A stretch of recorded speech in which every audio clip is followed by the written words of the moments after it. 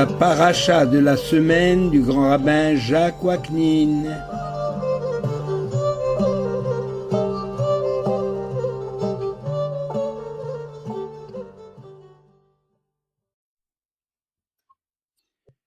Chers amis, bonjour. La paracha Shemini. La paracha Shemini s'étale sur 3 chapitres.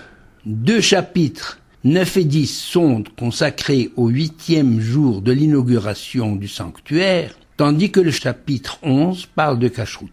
Le lien entre ces 2 sujets est la sainteté, la notion de sainteté renvoyant à tout ce qui est lié à Dieu. Je voulais commencer par parler des animaux permis et les animaux interdits. Bien des tentatives d'explication des lois de la Kashrut ont été entreprises au cours des siècles pour justifier le bien fondé de ces lois, selon l'esprit de l'époque. Chaque fois selon l'esprit de l'époque, bien sûr. Mais en définitive, la seule explication qui a traversé les siècles et la justification de la Kashrut est celle donnée par la Torah. Il est écrit dans la Torah « Car je suis l'Éternel, votre Dieu, Ani Hashem Elokechem, vous vous sanctifierez et vous serez saints, Kedoshim Tizyu, vous serez saints, et qui Ani Hashem Elokechem, parce que je suis l'Éternel, votre Dieu.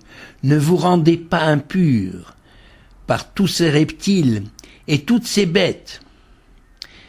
Telle est la loi touchant aux animaux, aux oiseaux et à tous les êtres vivants qui se meuvent dans les eaux, afin que vous distinguiez ce qui est impur de ce qui est pur. » Fin de citation.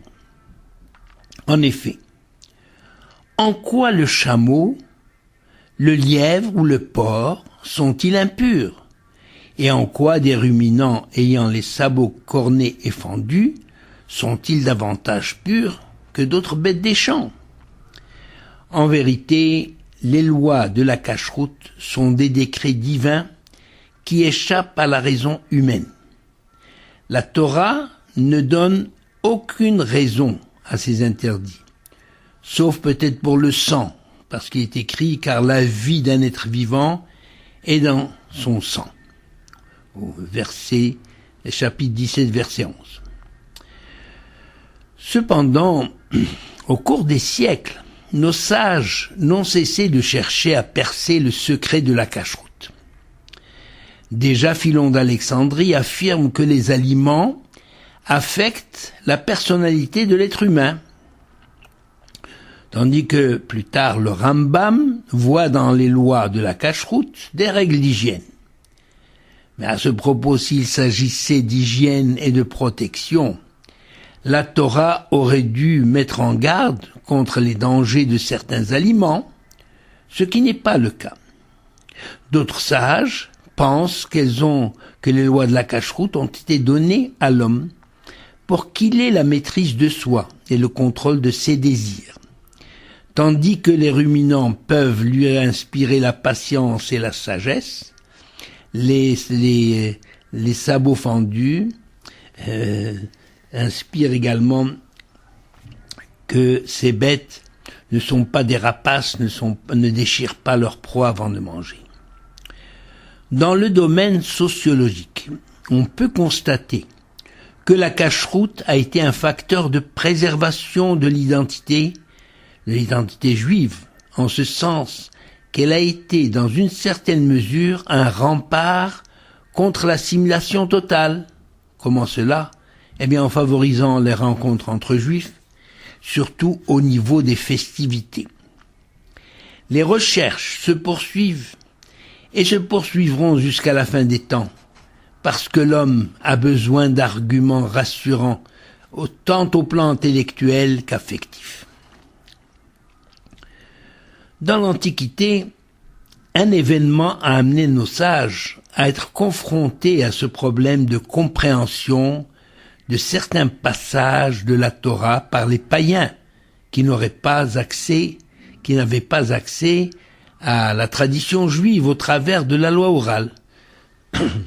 Cela s'est passé en Égypte sous la domination des Grecs, sous la domination grecque et la domination en particulier des Ptolémées. Vous savez certainement qu'à la mort d'Alexandre le Grand, qui est entré à Jérusalem en 333 avant l'ère courante, et à la mort donc d'Alexandre le Grand, son vaste empire a été partagé en deux entre ses généraux qui ont fondé la dynastie des Séleucides en Syrie et des Ptolémées en Égypte. Sous le règne de Ptolémée Philadelphe, c'était le deuxième, Ptolémée II, en hébreu, dans le Talmud on l'appelle Talmaï Hamelech, son bibliothécaire, qui portait un grand intérêt aux législations étrangères, il a signalé au roi qu'il manquait une traduction de la Torah des Juifs. Alors, dans le traité Megillah, 9a, on nous rapporte les détails suivants à ce propos. Il est écrit: le roi Ptolémée réunit 72 anciens qu'il installa dans des locaux séparés sans leur révéler son projet. Puis il leur rendit visite à chacun d'eux, et il leur dit: écrivez-moi la Torah de Moïse votre maître. Entreprise difficile, parce que chacun va traduire à sa manière. Et puis il y avait un écueil, il y a des passages difficiles à traduire pour qu'ils soient compris par les Grecs. Le Saint béni soit-il, justement, a fait en sorte que les 72 anciens aient eu une conscience commune du danger de traduire certains passages tels qu'ils sont formulés dans le texte hébraïque, parce qu'ils seraient totalement incompris des Grecs. Le texte du Talmud cite plusieurs passages, dont je ne donnerai que quelques exemples significatifs. Dans la Torah, il est écrit, par exemple, « Bereshit bara Elohim et hashamayim ta'aretz ». N'importe quel hébraïsant pourrait traduire cette phrase sans commettre de faute. Le commencement créa Dieu, alors qu'on a l'habitude de le traduire au commencement Dieu créa le ciel et la terre. L'idée de traduire dans un ordre différent était justement d'empêcher les non-juifs de croire que Bereshit est un nom propre, en traduisant le texte tel qu'il est, Bereshit bara Elohim, le commencement ou bien Bereshit serait pris pour un nom propre, Bereshit a créé Dieu. Bien entendu, l'idée de traduire dans un ordre différent, les non-juifs auraient pu croire que Bereshit est un nom en soi et qu'il aurait créé Elohim, ce qui signifierait qu'il existe deux dieux, et d'éviter aussi du même coup cette erreur de croire à l'antériorité du monde par rapport à Dieu. Donc il n'y a pas eu une puissance qui a créé Dieu, et il n'y a pas justement rien n'a précédé Dieu. Comme on dit, Adon Olam Asher Malach Betelem Kol Yetzir Nivra. Avant que toute chose soit créée, Dieu était déjà là. Donc c'est Bereshit. Ça c'est le premier exemple. Second exemple, il est écrit Naase Adam Betsalmenu Kidmutenu. Si on traduit, cela signifie faisons l'homme à notre image et à notre ressemblance. Ce qui pourrait laisser croire qu'il existe plusieurs dieux, plusieurs créateurs, qui ont un corps physique. Alors les anciens ont traduit ce passage, au lieu de dire Naase, ils ont dit E'ese Adam, je ferai Adam, en image et en ressemblance, et pas faisons l'homme. D'autre part, il est écrit, Dieu termina le 7e jour le travail qu'il avait effectué, et il se reposa le 7e jour. C'est ce que vous dites dans le Kiddush, Vaichal Elohim bayom hashvi'i et kol melachto asher asa, vaishbot bayom hashvi'i. Donc, j'ai traduit, et cette traduction pourrait laisser croire qu'il y a une contradiction dans le verset, puisqu'il a achevé son travail le 7e jour, et ensuite il se reposait le 7e jour, donc il y a contradiction. Alors nos sages ont traduit ainsi, et il termina son travail le 6e jour. Ils ont changé le texte. Et il se reposa le 7e. Vaichal Elokim bayom hashishi, vaishbot bayom hashvi. Suit une longue liste que vous pourrez retrouver dans une traduction du Talmud, du traité Megillah. 9a, il y a toute une liste qui est intéressante. Mais ce qui nous intéresse ici, c'est la phrase qui cite les animaux interdits à la consommation. Dans la Torah, au chapitre 11, verset 4, il est écrit « Quant aux animaux qui ruminent, mais n'ont pas le pied corné et fendu, vous n'en mangerez pas. » Et on cite le chameau, la gerboise, le lièvre, etc. Or, le lièvre s'appelle Arnevet, parce qu'il rumine et n'a pas le pied corné. Alors, vous allez me dire que le lièvre ne rumine pas, il fait semblant. Mais peut-être qu'à l'époque, quand de la création, il ruminait et qu'il a perdu ses fonctions par la suite. Il y a une évolution dans les espèces. Donc, c'est pas le problème ici. Ce qui est intéressant, c'est qu'il était écrit, il rumine mais n'a pas les pieds cornés. Et il sera, et la Torah ajoute, il sera immonde pour vous. C'est-à-dire, vous allez vous souiller en mangeant de lièvre. Alors, les anciens ont été obligés de remplacer le mot arnevet par tseirat raglaim, ce qui veut dire un animal à courte patte. Pourquoi cela? Pourquoi ça posait un problème? Parce que la femme de Ptolémée se prénommait Arnafta, c'est-à-dire le lièvre. On l'a nommé ainsi du fait de sa malformation. Elle avait les bras très courts, comme des pattes de devant d'un lièvre. Alors les anciens craignaient la colère de Ptolémée s'ils avaient écrit le lièvre, un animal ou bien un animal à courte main, parce que c'est les mains du lièvre qui sont courtes. Et celui-ci aurait pu penser que les Juifs se moquaient en inscrivant le nom de sa femme dans la Torah, surtout accompagné d'une appréciation peu élogieuse. Donc, la traduction de la Torah en grec, par les 70, certains disent qu'il était 72, donc la Gemara dit 72, mais on dit 70 à cause... vous allez voir pourquoi 70 et pas 72. Eh bien, cette traduction, commandée par Ptolémée, a pris le nom de Septante. Septante comme les Belges, ils disent 70, 70. Les 70 érudits ont tous donc traduit séparément l'intégralité du texte de la Torah, le Pentateuque. Et au moment de comparer leur travail, on s'est aperçu avec émerveillement que les 70 traductions étaient identiques. C'est un miracle dont parle justement le traité Megillah 9a. Par extension, on a appelé, c'est pas nous, mais enfin les chrétiens par la suite ont appelé Septante la version grecque ancienne de la totalité des écritures bibliques, c'est-à-dire tout le Tanakh. Et c'est devenu l'Ancien Testament qui est chrétien, qui n'est pas juif. Parce que dans l'Ancien Testament, il y a des livres qui ne font pas partie du Tanakh.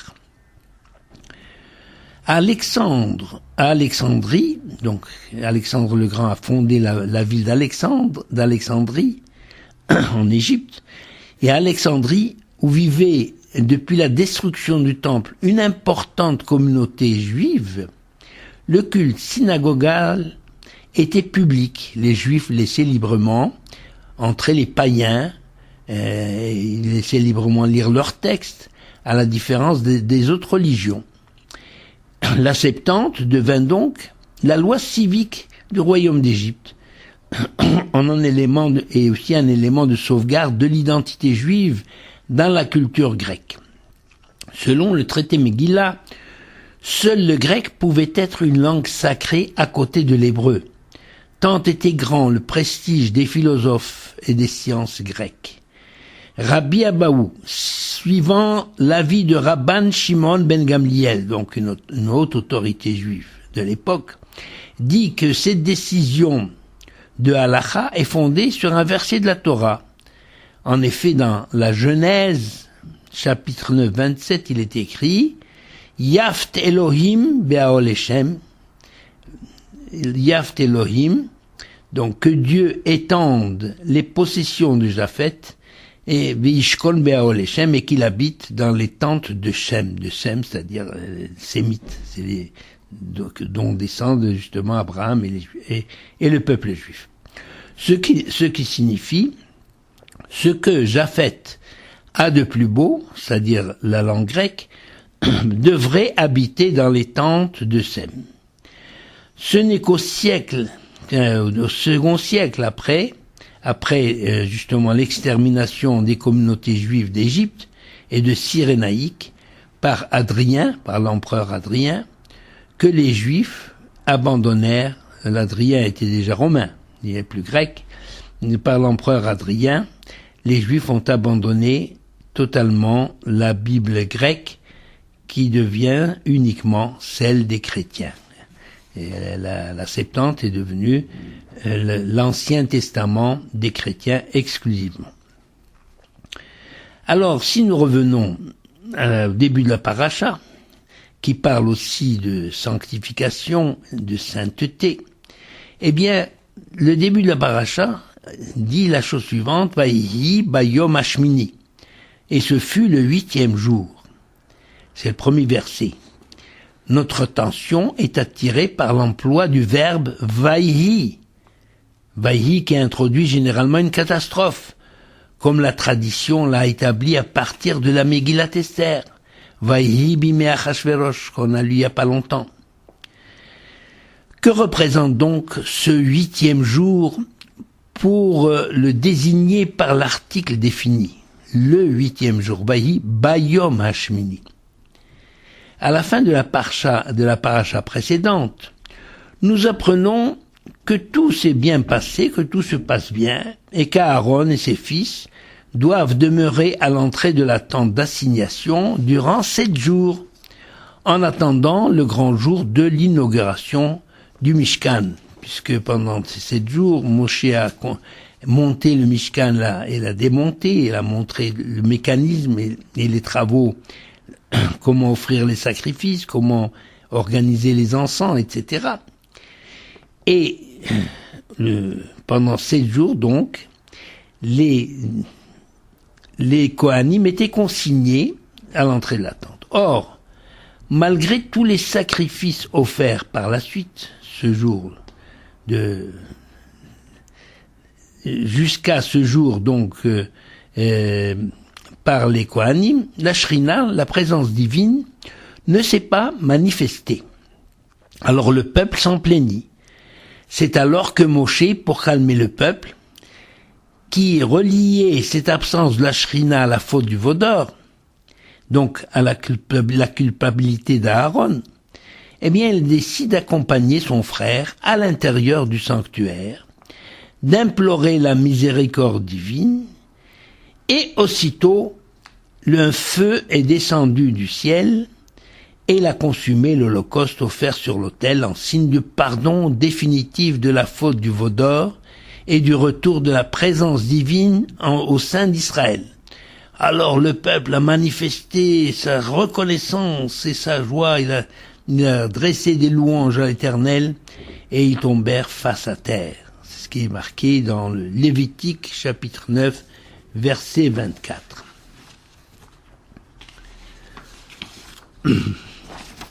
D'après le Kliyakar, donc Vaïhi bayom hashmini, ce fut le 8e jour, il s'agit d'un jour particulier qui a suivi les 7 jours des préparatifs pour l'inauguration du Mishkan. Ce 8e jour est placé sous le signe du surnaturel, comme si la Torah voulait souligner qu'il n'y a aucune commune mesure entre l'activité humaine et la manifestation surnaturelle de l'Éternel. Et cependant, la Torah a voulu nous enseigner que cette révélation surnaturelle de Dieu fait suite à l'effort humain. Donc il y a un double enseignement dans ce Bayom Hashmini, ce jour, le 8e jour, comme le souligne le Kli Yakar. D'une part, la manifestation surnaturelle de l'Éternel, mais qui est liée, si vous voulez, à l'effort humain. Nos sages se sont demandé pour quelle raison le feu du ciel n'est pas descendu immédiatement après le sacrifice offert par Aaron. À cette question, nous avons deux réponses. La première est que la manifestation de la Shrina, c'est-à-dire la manifestation de Dieu, n'est pas liée inconditionnellement au sacrifice. Hachem a voulu écarter du cœur des enfants d'Israël cette croyance courante chez les païens que l'on peut s'attirer les faveurs du ciel, les faveurs qui eux croyaient s'attirer les faveurs des divinités au gré de leur offrande. Eh bien, Dieu a voulu écarter cette croyance du cœur des enfants d'Israël et montrer que ce n'est pas inconditionnellement que Dieu se manifeste parmi le peuple. Et la seconde réponse, c'est que le feu du ciel n'est descendu qu'à la suite des prières de Moshe et d'Aaron, pour bien montrer que l'Éternel ne s'intéresse qu'à l'esprit et au cœur de l'homme, et pas aux rites vidés de leur contenu. Ce 8e jour donc, Aaron et ses descendants sont définitivement confirmés dans leur sacerdoce en remplacement des aînés de chaque famille. Avant, les Kohanim, c'était l'aîné de chaque famille, c'était le Kohen, au service du temple.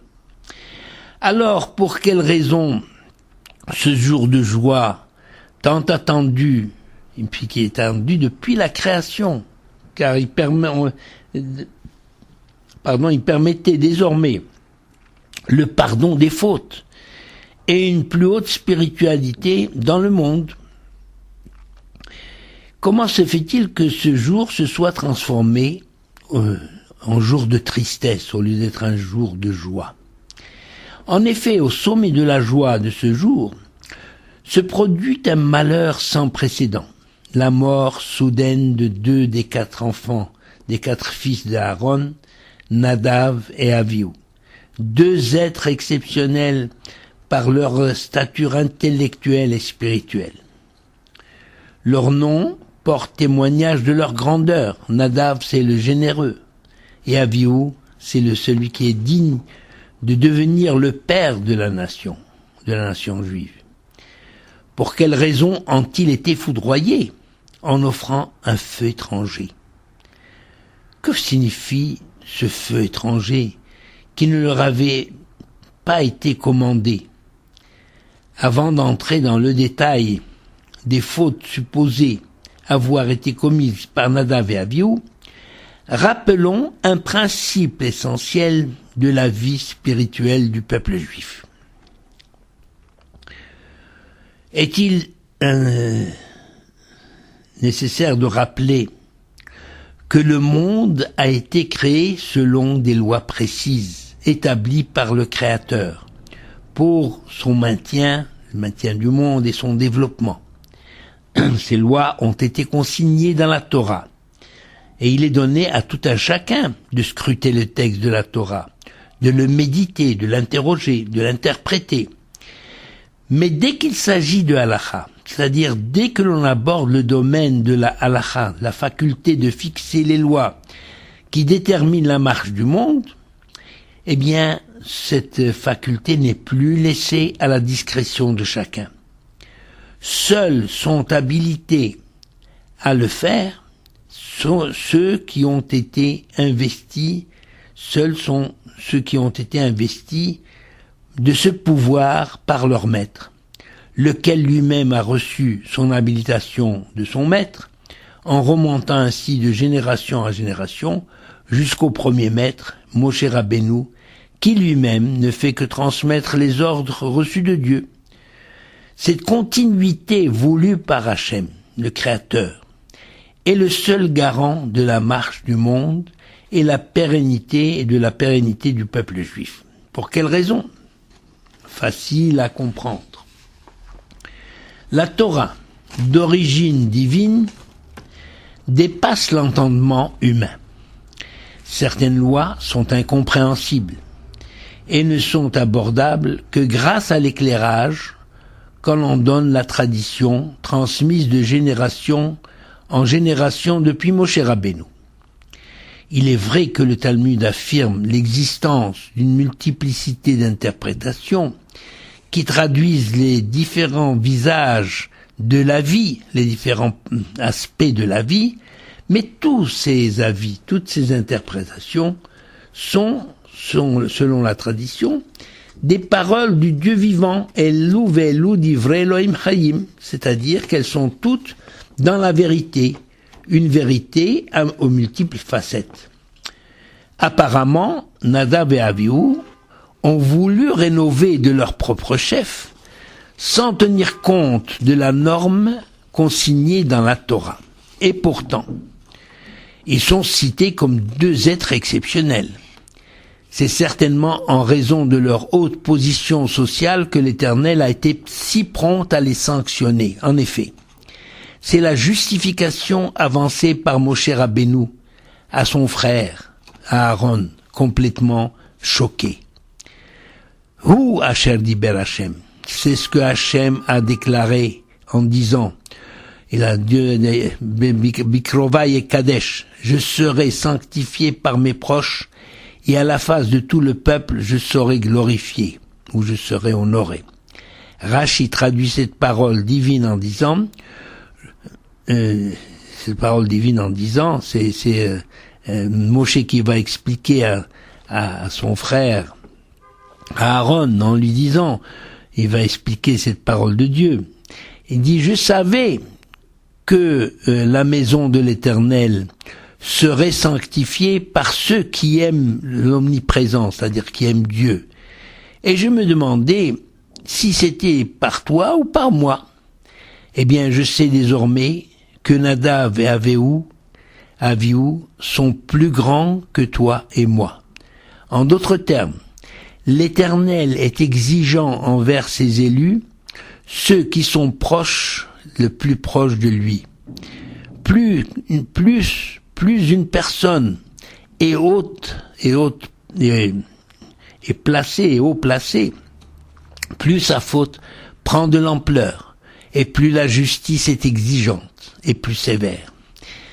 Il en est ainsi dans la plupart des pays du monde où les scandales impliquent des personnalités politiques ou religieuses. L'Éternel a voulu justement donner l'exemple dans ce domaine. Personne ne peut compter sur les avantages de sa naissance ou de son rang pour se croire à l'abri de la justice lorsqu'elle passe. Donc, Aaron, il est écrit à son propos, quand il a assisté à la mort soudaine de ses deux fils, « Vaïdom Aaron ». Aaron se tut. Que signifie ce silence d'Aaron ? L'emploi du verbe « vaïdom » plutôt que « vaïshtok », il se tut, nous renseigne sur la nature de la réaction d'Aaron. Il aurait pu crier, il aurait pu pleurer, se révolter, ou prononcer la parole habituelle en pareille circonstance. Dieu a donné, Dieu a repris. Hachem Natan, Vachem Lakar. Yishem Hachem Evorach, que le nom de l'Éternel soit béni. Rien de tout cela. Aaron était d'une telle élévation spirituelle qu'il s'est considéré comme un objet inerte, qui n'a aucune réaction, comme l'une des 4 composantes du monde. Vous savez que le monde, d'après les sages, est composé du minéral, du végétal, de l'animal, et au-dessus de l'animal, l'homme, c'est-à-dire le médaber, celui qui parle. Le minéral se dit domem, c'est-à-dire l'inerte. Et alors Aaron, devant la grandeur et la justice et la miséricorde divine, un croyant du niveau d'Aaron juge toute réaction inappropriée. Donc, Vaïdom Aaron. En définitive, en quoi consiste la faute si grave de Nadav et Avihu pour mériter la mort? Celle-ci se résume dans c'est-à-dire celle qui résume toutes les fautes avancées par nos sages. Nos sages ont dit, certains ont dit, ils ont pénétré dans le Saint des Saints, où n'entre le grand prêtre qu'une fois par an, le jour de Kippour, ou bien ils étaient ivres, ou bien ils ont offert un sacrifice non prescrit, ou bien ils se sont pas consultés, ou bien ils n'étaient pas habillés comme ils le devaient, ou bien ils n'étaient pas mariés, ils n'avaient pas d'enfants. Ils sont entrés dans la tente d'assignation sans se laver les mains. Ils étaient impatients de voir leurs aînés, c'est-à-dire Moshe et Aaron, partir pour les remplacer, pour succéder à leur père et à Moshe. Mais en vérité, la faute qui résume toutes celles que je viens de citer, elle est donnée dans la Torah elle-même, à savoir, ils ont apporté un feu étranger. Esh Zara. Et ce mot Zara rappelle Avoda Zara, c'est-à-dire un culte idolâtre. C'est-à-dire dans un sens symbolique et plus large, ils ont agi sans tenir compte de la tradition et sans interroger un maître. C'est-à-dire de prendre ils ont pris des initiatives à tout à fait personnelles. Et en se fiant uniquement à leur propre sagesse et à leur bonne intention, oubliant que selon la Torah, la bonne volonté ne suffit pas. Il faut d'abord se plier à la volonté de la Torah, l'inspiration personnelle intervenant au niveau de l'exécution de son devoir. On ne peut pas faire du couscous avec de la semoule de riz. Excusez-moi de dire c'est donner cet exemple. Même avec la meilleure volonté. C'est en cela que Nadav et Avihu ont fauté.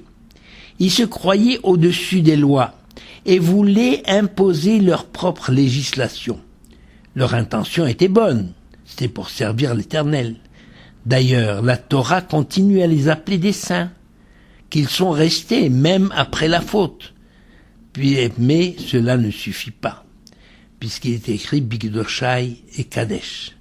Et je veux je veux me sanctifier par ceux qui me sanctifient, Bikrobai, qui me sont proches.